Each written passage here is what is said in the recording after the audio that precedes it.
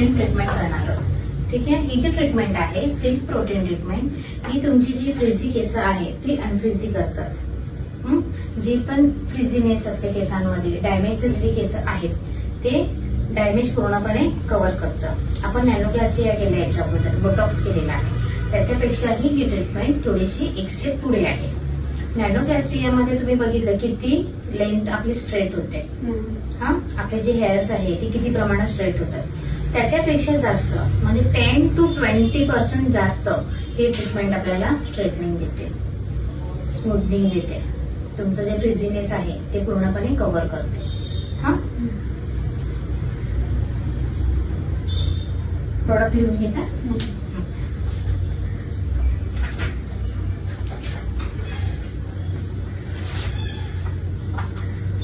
silk protein treatment ही एक bottle